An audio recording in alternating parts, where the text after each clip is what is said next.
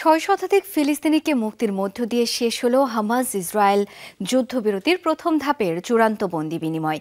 আগামী সপ্তাহেই শেষ হবে চুক্তির এই ধাপ। তবে দ্বিতীয় ধাপ নিয়ে নেতানিয়াহু প্রশাসনের গড়িমসিতে প্রশ্ন উঠছে, এরপর কি হবে?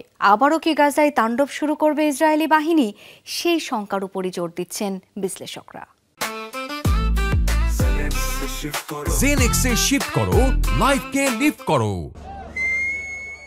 ইসরায়েলি কারাগার থেকে ছাড়া পেয়ে জন্মভূমিতে পা রেখেই নামাজে দাঁড়িয়ে যাচ্ছেন ফিলিস্তিনি বন্দীরা। অনেক নাটকীয়তা শঙ্কার পর বৃহস্পতিবার মুক্তি পেলেন তারা। এর আগে ইসরায়েলি 4 জিম্মির মরদেহ ফেরত দেয় হামাস।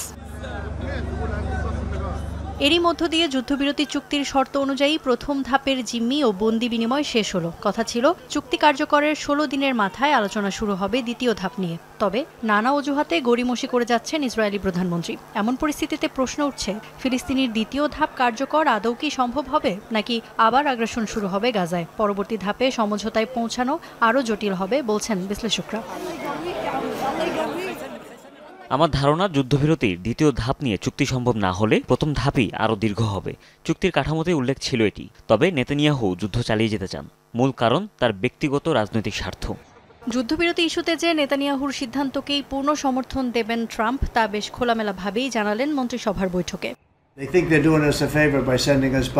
বেশিরভাগ জিম্মিদের ফেরত পেয়েছি আমরা, কিন্তু তাদের সাথে যা হয়েছে তা খুবই দুঃখজনক। এরপর কি হবে তা শুধু ইসরায়েলই বলতে পারবে। নেতানিয়াহু নেবেন সেই সিদ্ধান্ত।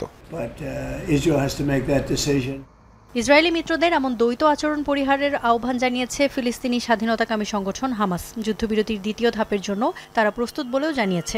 হুঁশিয়ারি দিয়েছে, অঙ্গীকার অনুযায়ী দ্বিতীয় ধাপের যুদ্ধবিরতি কার্যকর হলেই কেবল মুক্তি দেওয়া হবে বাকি জিম্মিদের।